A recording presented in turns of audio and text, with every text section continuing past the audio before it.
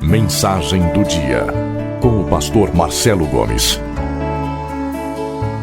Abra sua Bíblia comigo no Evangelho de Mateus, capítulo 16. Nós vamos ler a partir do verso 13. Evangelho de Mateus, capítulo 16, a partir do verso 13. Chegando Jesus à região de Cesareia de Filipe, perguntou aos seus discípulos: quem os outros dizem que o Filho do Homem é? Eles responderam: alguns dizem que é João Batista, outros Elias, e ainda outros Jeremias ou um dos profetas. E vocês? Perguntou ele. Quem vocês dizem que eu sou? Simão Pedro respondeu: tu és o Cristo, o Filho do Deus vivo. Respondeu Jesus: feliz é você, Simão, filho de Jonas, porque isto não lhe foi revelado por carne ou sangue, mas por meu Pai que está nos céus. E eu lhe digo que você é Pedro, e sobre esta pedra edificarei a minha igreja, e as portas do Hades não poderão vencê-la. Eu lhe darei as chaves do reino dos céus, e o que você ligar na terra terá sido ligado nos céus, e o que você desligar na terra terá sido desligado nos céus. Então advertiu a seus discípulos que não contassem a ninguém que ele era o Cristo. Louvado seja Deus pela sua palavra. Os que já têm mais do que 30 ou 35 anos, talvez se lembrem de um antigo comercial da televisão que falava de um produto anti-caspa. E a chamada do produto dizia mais ou menos o seguinte: ele parece, mas não é. A ideia era diferenciá-lo de um medicamento, no caso. Parece remédio, mas não é. Tem cor de remédio, mas não é. Tem um jeito de remédio, cheiro de remédio, mas não é. E aí o nome desse produto acabou virando sinônimo daquilo que parece, mas não é. Daquilo que engana, daquilo que ilude, que aponta numa direção, mas vai em outra direção. O que parece, mas não é, é perigoso. Porque dificilmente uma pessoa é enganada por aquilo que não parece. Mas aquilo que parece, mas não é, pode enganar. Parece um bom casamento, mas não é. E por isso, machuca os cônjuges cada vez mais. E ninguém faz nada para resolver, porque parece que está tudo bem. Parece um bom negócio, mas não é. E quando você descobre que não é, já está afundado nele até o pescoço. Parece uma joia, mas não é. Você pode pagar caro por uma bijuteria sem grande valor comercial. O Ronaldo Fenômeno achou que parecia uma mulher, mas não era. E parece que foi um grande problema. O que parece, mas não é, engana. E pode enganar por muito tempo. Porque a semelhança passa a sensação de que tudo está bem, de que é isso mesmo, de que o caminho é esse. Esse texto que nós lemos toca em duas realidades que são muito parecidas, mas que não são a mesma coisa. Elas se parecem, mas não compartilham da mesma essência. E essas duas realidades estão apresentadas nas duas perguntas que Jesus fez aos seus discípulos. A primeira levanta a questão da religiosidade. A segunda levanta a questão da intimidade. Parecem tratar da mesma coisa. O campo de intersecção parece amplo. A linguagem parece a mesma. Mas no cerne são dois universos equidistantes, que muitas vezes nem mesmo se tocam. Uma questão é a religiosidade, outra questão é o projeto da intimidade. A pergunta que trata da questão da religiosidade é a primeira. quando Jesus chama os seus discípulos, determinada altura do seu ministério, e lhes pergunta o que as pessoas em geral dizem a respeito do Filho do Homem. Filho do Homem, que era uma expressão que dizia respeito à figura messiânica e que foi cunhada pelo profeta Ezequiel, à medida em que o próprio Deus se referiu ao profeta Ezequiel como Filho do Homem. Se você ler o livro do profeta Ezequiel, você vai descobrir que por dezenas de vezes Deus fala com Ezequiel chamando-o de Filho do Homem. E essa expressão ganhou contornos de um título messiânico. Filho do Homem é a pessoa que Deus usa de um modo extraordinário. Filho do Homem é aquele que Deus levanta para transformar a sua geração. Filho do Homem é o Messias, a quem Deus escolheu para estabelecer o seu projeto eterno. Desde Ezequiel, o Messias passou a ser aguardado como aquele que seria chamado também como Filho do Homem. Na tradição israelita, Filho do Homem é título messiânico. E o próprio Jesus o adotou em alguns momentos nos evangelhos. Quando, por exemplo, disse: o Filho do Homem é Senhor também do sábado. Ou o Filho do Homem veio para buscar e salvar o que se havia perdido. Então, quando essa expressão era usada, no imaginário coletivo, a imagem, a figura de um líder extraordinário era formada. E quando os discípulos foram questionados sobre qual era o entendimento das pessoas em geral sobre o Filho do Homem, os discípulos disseram a Jesus: de Jeremias, Elias e João Batista a todos os profetas. Cada um entende uma coisa, cada um enxerga alguém, para cada um, uma personagem diferente é o Messias. Porque quando nós estamos no terreno da religiosidade pura e simples, a confusão é imensa.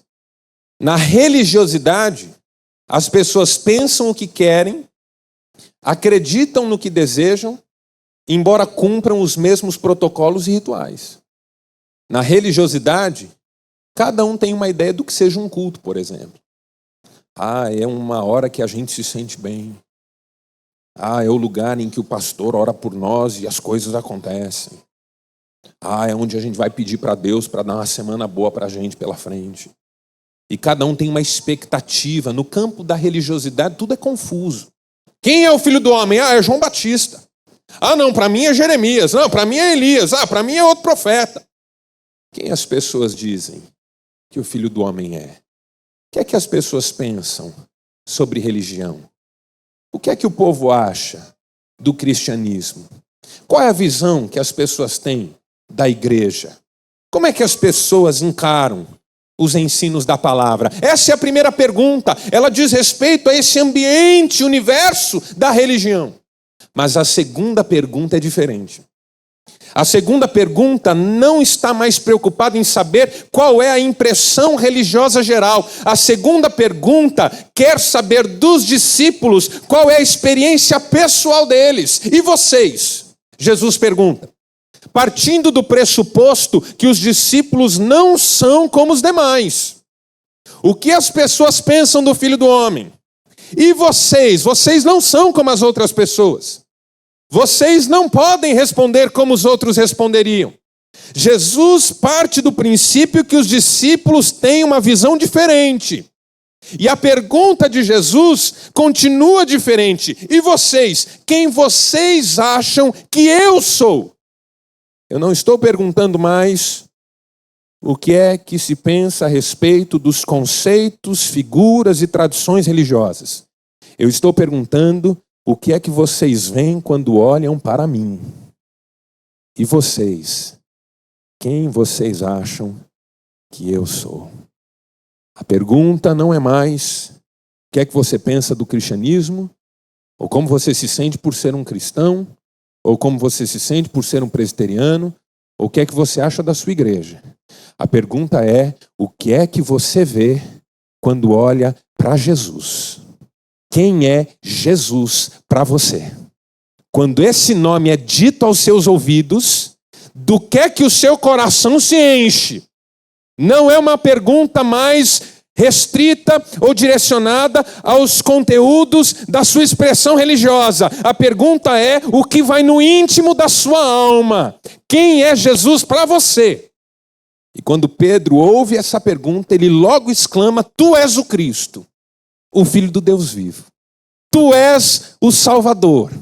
Tu és o Senhor. Tu és o cumprimento de todas as promessas feitas até hoje em toda a história do nosso povo e do nosso mundo.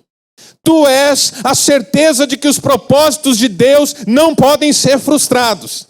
Tu és a declaração inequívoca do amor de um Deus poderoso, maravilhoso, que se importa com o ser humano. Tu és a razão de nós estarmos aqui. Tu és o eleito de Deus. Tu és o escolhido para dar a vida na cruz em nosso lugar. Tu és o Filho do Deus vivo. E é isso que eu vejo quando eu olho para ti. Jesus ficou encantado com a resposta e exclamou: Tu és feliz, Simão. Isso é felicidade. Conseguir transcender o universo da experiência meramente religiosa para adentrar nesse mundo maravilhoso da intimidade com Deus. Você é feliz, Simão, porque você não se deixou aprisionar pelo que aprisiona a maior parte das pessoas, porque há uma infelicidade na religiosidade pura e simples. Há uma infelicidade nas nossas expressões meramente rituais, culticas, cerimoniais. Gente que está há 30 anos numa igreja e ainda é rancorosa, amargurada, descrente, moralista, revanchista, vitimista, crítica. Há uma infelicidade na religiosidade pura e simples. De gente que deu a vida no ambiente, no universo religioso e que se sente absolutamente prejudicado por isso. Eu dei a minha vida por essa igreja, o que ela fez por mim? Nada. Eu estava aqui quando isso aqui quase ia fechar e agora esses jovens aí, a igreja é para eles. Eu dei meu dízimo a vida inteira e quando eu precisei o pastor não foi me visitar. Coração amargurado, rancoroso, cheio de feridas. O aprisionamento nesse universo da religiosidade. Pedro era feliz porque conseguiu extrapolar esses limites. E perceber que toda a questão se resume nessa: quem é Jesus para você? A pergunta não é se você gosta da sua igreja, da sua confissão reformada, da sua tradição cristã, ou do templo que você frequenta, ou do tipo de literatura que você lê, mas quem é Jesus para você? E Pedro diz: para mim tu és o Cristo, o Filho do Deus vivo. Eu estou no caminho certo, andando com a pessoa certa, abracei o projeto certo e estou feliz por isso. Tu és feliz, Simão. Tu és feliz.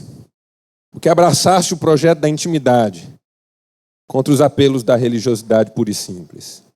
E aí Jesus destacou 3 consequências desse abraço de Pedro no projeto da intimidade, que também se estabelecem na nossa vida. Quando, a despeito de toda a nossa tendência humana de sermos meramente religiosos, nós nos dispomos a andar com Jesus, a conhecê-lo pessoalmente e a viver na sua presença todos os dias da nossa vida. As implicações do projeto da intimidade são 3. Primeira, a gente se torna capaz de ouvir a voz de Deus. E Jesus disse isso para Pedro: Pedro, você é feliz, porque não foi a carne ou o sangue quem revelou isso para você. Foi o Pai Celestial. Ele comunicou essa verdade ao seu coração, mas o mais bonito disso, Pedro, é que você se mostrou capaz de ouvir. Porque a questão não é Deus falar, a questão é eu ouvir. E fora do projeto da intimidade, eu não ouço a voz de Deus. No projeto da religiosidade pura e simples, eu olho para os estímulos visuais que a religião me oferece, eu ouço o que as pessoas que são revestidas de autoridade me dizem, eu até leio a palavra com algum tipo de curiosidade, mas não consigo ouvir Deus. Estou muito distraído no dia a dia, a minha correria é muito grande, eu tenho muitas preocupações. O pecado fala alto. Porque onde o pecado fala alto, a voz de Deus fica encoberta. Foi a experiência de Isaías na sala do trono. Isaías estava na sala do trono, serafins voando de um lado para o outro, as abas do manto daquele que estava sentado no trono enchiam o lugar, as bases do limiar tremiam ao som daquela adoração, mas de repente Isaías percebeu que era um homem pecador. Ai de mim que vou perecendo, sou um homem de lábios impuros, que habito no meio de um povo de impuros lábios, e os meus olhos viram o Rei, o Senhor dos Exércitos. Um anjo saiu de onde estava, foi até um braseiro, pegou com uma tenaz uma brasa, tocou nos lábios de Isaías e disse: o seu pecado está perdoado, a sua iniquidade está coberta. E aí Isaías diz: então ouvi a voz do Senhor que dizia. Deus já falava, Isaías é que não ouvia. Foi quando o seu pecado foi perdoado que ele se tornou apto a ouvir. O problema não é que Deus não fala, o problema é que nós não ouvimos. Um jovem me perguntou esses dias: pastor, por que é que Deus não fala mais como falava antigamente? Eu pensei por um instante e disse: eu tenho a sensação que nós não ouvimos mais como ouvíamos antigamente. Não acredito que Deus tenha que alterar o modo como Ele sempre falou, porque de repente nós somos incapazes de ouvir, não. Acho que nós é que temos que nos converter dos maus caminhos, mudar o nosso comportamento e a nossa conduta, para que o coração volte a ser sensível para aquele que fala, e que revela coisas maravilhosas ao coração, e que faz a palavra calar fundo na alma, e que de repente abre os olhos, e se hoje você buscasse a intimidade de Deus de tal maneira que passasse a ouvir a voz do Senhor, o homem, com tantos desafios na sua vida, pudesse ouvir a voz do Senhor e saber que passos tomar, que decisões tomar. A mulher que está vendo o seu casamento desmoronar, que bom seria se ela ouvisse a voz do Senhor e soubesse como se comportar naquela situação específica. Os pais que estão perdendo seus filhos, que bom seria se eles pudessem ouvir a voz de Deus e saber como proceder no momento. Aqueles que estão em crise financeira, profissional, ouvir a voz de Deus. Deus fala. E quando Ele fala, a nossa vida muda. E quando Ele fala, os nossos olhos se abrem. A Bíblia diz que a voz de Deus é poderosa, que a voz de Deus desnuda o matagal e faz parir as corças. A voz de Deus traz vida. A voz de Deus abre caminhos. A voz de Deus desnuda os horizontes. A voz de Deus abre as cortinas. Quando Deus fala, a vida entra no eixo. E por isso Pedro era feliz, porque de repente ele se tornou sensível para a voz de Deus. E Deus lhe revelou verdades maravilhosas, lhe revelou a messianidade de Jesus, falou com ele sobre a fé e lhe deu a certeza da sua salvação. Primeira implicação é que nós nos tornamos sensíveis para Deus. E nós precisamos muito disso. Nós precisamos tanto disso, que até naqueles momentos que são criados favoravelmente para nós ouvirmos Deus, nós nos mantemos distraídos. Um culto comunitário, por exemplo, tudo é construído para que você se torne capaz de ouvir Deus falando. Mas é possível que você esteja dentro de uma celebração, num templo, distraído com as pessoas, distraído com seus problemas lá fora, pensando em como vai ser a sua semana, totalmente indiferente àquilo que Deus está fazendo. É possível. Não sem razão, tantas pessoas têm dificuldade de lembrar o que foi dito num culto. Segunda-feira, faça o teste. Encontre o seu irmão que esteve na igreja domingo e pergunte: como foi o culto? Ele vai dizer, talvez, que foi uma bênção. Mas aí você vai perguntar: sobre o que o pastor falou?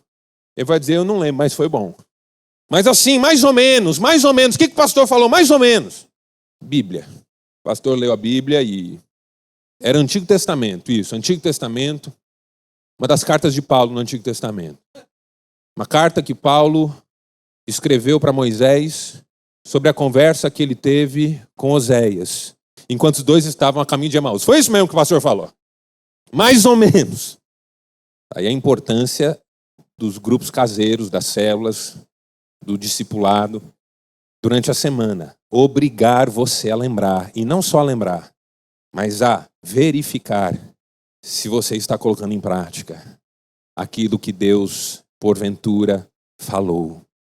Nós precisamos ouvir a voz de Deus.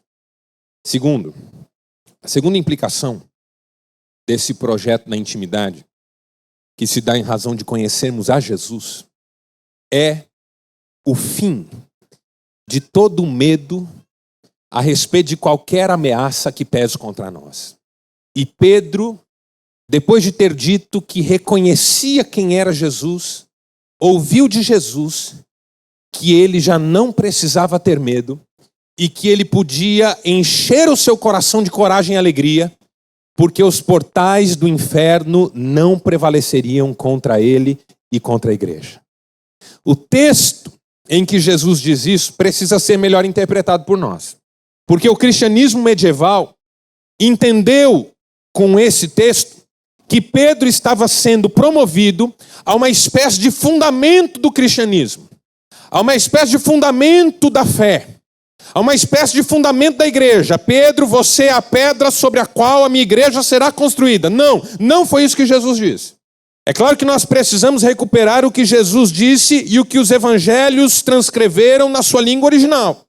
Porque a palavra que o evangelho usa para categorizar o que Jesus quis dizer quando chamou Pedro de Pedro é o termo Petros, que significa lasca de pedra ou pedregulho. É como quando você explode ou destrói uma rocha e aqueles muitos pedaços de pedra se espalham pelo chão, cada um deles é um Petros, uma pequena pedra, um pedregulho. Jesus olhou para Pedro e disse: tu és Petros, e sobre esta Petra, e a palavra Petra no grego significa uma grande pedra, uma rocha, não é um pedregulho, é uma grande rocha, eu estabelecerei a minha igreja. Em outras palavras, Pedro, você é feliz porque não foi a carne nem o sangue quem revelou isso para você. Você não tinha essa capacidade, Pedro. Foi o Pai quem falou com você e revelou essa verdade. Então, a partir de agora, que você reconhece quem eu sou, sabe quem eu sou, olha para mim e vê quem eu sou, eu quero que você saiba que eu também sei quem você é. E você é Petros. Você agora faz parte desse projeto que eu estou começando e que nasce no seu coração à medida em que você olha para mim e sabe quem eu sou. Pedro, você é Petros, porque você sabe qual é a minha verdadeira identidade. Então eu quero que você saiba que eu também sei qual é a sua verdadeira identidade. Você faz parte do projeto de Deus sobre o qual eu estabelecerei a minha igreja. Essa revelação que Deus te deu é a essência dessa verdade. Deus falou com você e à medida em que você ouviu e creu, você faz parte desse povo que consiste daqueles com quem Deus vai falar e eles vão ouvir. E é sobre essa base que eu vou edificar o meu povo, a minha igreja, a minha congregação, a minha assembleia de gente redimida, de gente salva, de gente que não está aderindo a um projeto religioso, mas ao projeto da intimidade. Pedro, você sabe quem eu sou e é preciso que você saiba que eu também sei quem você é. E porque eu sei quem você é, Pedro, e porque você faz parte desse projeto que o Pai está desenvolvendo, você não precisa ter medo, os portais do inferno não prevalecerão. Porque Deus sabia quem era Pedro, ele não precisava mais ter medo. Porque Deus sabe quem somos nós não precisamos mais ter medo. Aleluia por isso. É preciso que sejamos conhecidos de Deus. Esse é um tema recorrente no Evangelho de Mateus. Porque a questão do conhecimento de Deus a nosso respeito não é uma questão da sua onisciência, mas é uma questão do nosso relacionamento com Ele. A ponto de Jesus ter dito, em Mateus capítulo 7, a partir do verso 22, que muitos naquele dia, veja, muitos, não serão poucos, muitos naquele dia me dirão, Senhor, Senhor, veja a linguagem de religiosidade, Senhor, Senhor, em teu nome profetizamos, em teu nome expulsamos demônios e em teu nome fizemos muitas maravilhas. Jesus estava falando de gente que transitava livre e tranquilamente no universo religioso, que dominava a linguagem religiosa e que manipulava as esferas do relacionamento religioso. Contudo lhes direi, Jesus continuou, nunca vos conheci. Não sei quem vocês são. Não tenho ideia de quem tratam vocês. Afastem-se de mim, Vocês que abraçaram o projeto religioso, mas não abraçaram o projeto da intimidade. Pelo contrário, se mostraram iníquos no seu procedimento. Porque a tristeza, a infelicidade do projeto religioso é que ele é capaz de distinguir entre a pessoa que frequenta o ambiente religioso e aquela que vive na vida lá fora. Domingo é uma bênção. Dá paz do Senhor, levanta a mão, canta. Mas na semana passa por cima de quem aparecer pela frente. Engana, mente, trai, machuca, ofende.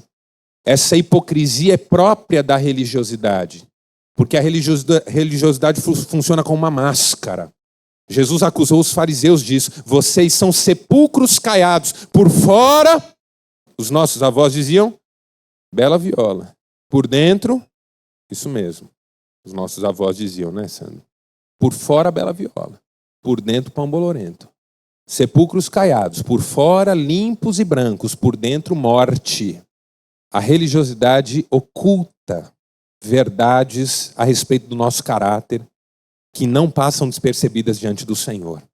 No projeto da intimidade, nós somos chamados a colocar a nossa vida no altar.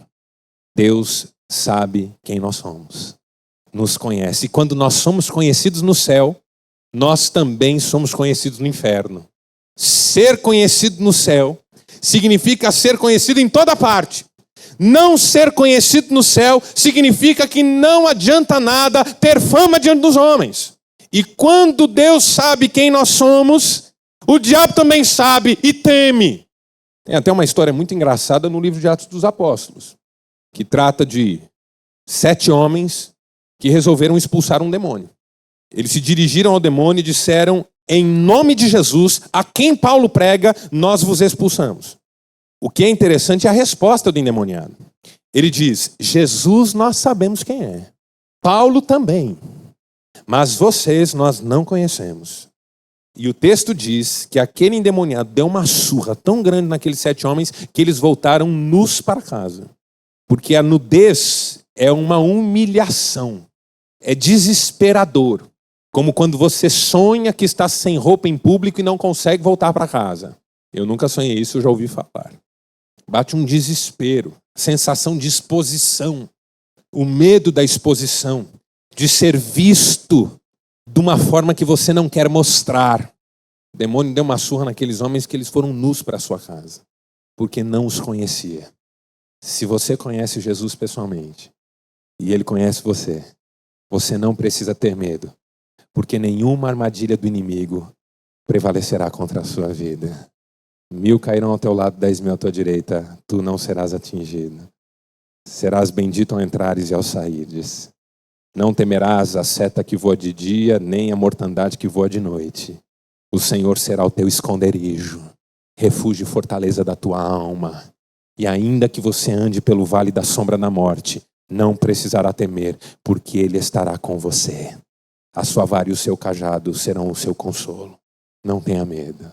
É a segurança de quem conhece Jesus. Há uma felicidade nisso. E Simão desfrutou dessa felicidade. Terceira implicação aparece no versículo 19. E a terceira implicação do projeto da intimidade é que nós somos revestidos de poder para transformar o nosso mundo e a nossa geração. E Jesus disse para Pedro o seguinte, eu darei a você as chaves do reino.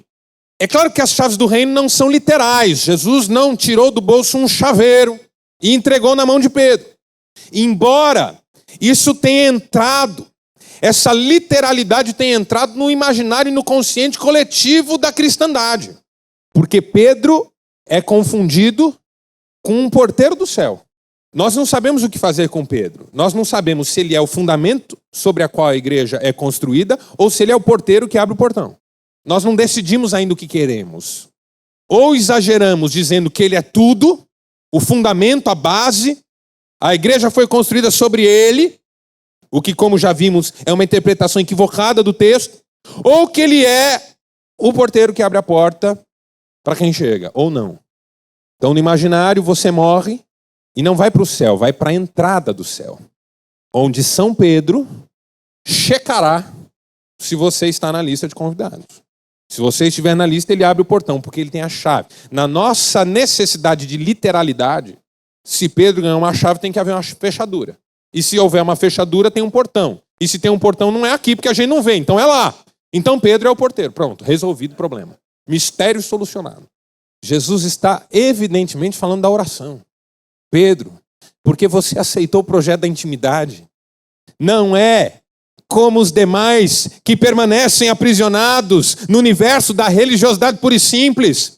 Eu vou entregar a você as chaves do reino, que são aquelas que permitirão que você transforme a realidade ao seu redor, porque tudo que você ligar na terra, a partir de agora terá sido ligado no céu.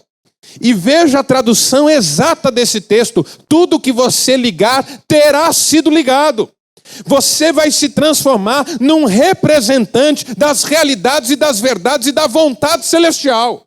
O que você fizer aqui, você fará como um embaixador de lá. O que você conectar aqui será expressão clara do que já foi conectado lá. Você experimentará na pele o que significa orar dizendo: seja feita a tua vontade na terra, assim como ela é feita nos céus. Pedro, porque você aceitou o projeto da intimidade, você será uma bênção. Por onde você passar, coisas lindas vão acontecer. Quando eu e você aceitamos o projeto da intimidade, é o mesmo para nós. Onde nós formos, Deus será conosco e usará a nossa vida. Nós seremos uma bênção. Por onde quer que passemos, ajudaremos muitas pessoas. Nossa palavra fará todo sentido. As nossas orações alimentarão a fé de tanta gente. E o que nós fizermos será respaldado por aquilo que é realidade nos céus. Glória a Deus por isso. Que no projeto da intimidade a nossa vida tem um novo colorido, um novo significado, uma nova força. O Espírito Santo age através de nós e faz coisas grandiosas através de nós. Na religiosidade, a gente passa 30 anos repetindo os mesmos protocolos e os mesmos rituais. No projeto da intimidade, cada dia é um dia. E aquele que faz novas todas as coisas age através da nossa vida. E os olhos não viram, e os ouvidos não ouviram, e jamais penetrou no coração humano o que Deus tem preparado para aqueles que o amam. Jesus termina esse texto dizendo para os discípulos ficarem quietos, para que eles não divulgassem a ninguém que ele era o Cristo. E eu fiquei pensando sobre isso. Não entendo que Jesus estivesse contra o desafio da evangelização. Eu acho que a mensagem aqui é um pouco mais sutil. Como a questão é intimidade, talvez Jesus estivesse tentando sinalizar para os discípulos que sobre intimidade a gente não fala, intimidade a gente vive. A minha intimidade com Deus não pode ser descrita, ela só pode ser desfrutada. E se você quiser ser íntimo de Deus, vai ter que aceitar o mesmo convite. Sobre intimidade não se fala, intimidade a gente vive. Não digam para ninguém o que vocês sabem, vivam, deixe as pessoas verem. E quando elas virem, elas quererão também. E eu darei para elas, porque todos são bem-vindos ao projeto da intimidade. Feche seus olhos por um instante, eu quero orar com você. Obrigado, Pai. Não nos chamaste a uma organização religiosa, a uma instituição de fé, não. Nos chamaste a andar contigo e a conhecer o teu coração e a desfrutar do teu amor profundo e a andar conforme a tua vontade, dentro e fora da instituição, no universo da religião e fora dele. O mundo não tem mais fronteiras, os ambientes não são mais distintos, o que cabe aqui cabe lá, porque o nosso desafio é sermos íntimos de Deus. Toca em nós nessa noite, Pai. Abre-nos para o projeto da intimidade, que cada um aqui deseje o Senhor, andar contigo, ouvir-te, derramar o coração, quarto secreto da oração, a leitura sedenta da palavra, esta palavra que tantas vezes é tão negligenciada por mim, por nós. Queremos comê-la, digeri-la, vê-la incorporada ao nosso ser o sangue que corre nas nossas veias. A tua vontade é a comida que temos para comer, disse Jesus. Toma nas tuas mãos esse povo, Pai, que deseja tanto conhecer a Ti. Nós temos crido e declarado que Jesus é o Cristo, o Filho do Deus vivo. Queremos andar mais com Ele, amá-lo mais, viver mais como Ele viveu, honrá-lo mais com as nossas atitudes. É a nossa oração, Pai, em nome do Senhor Jesus. Amém.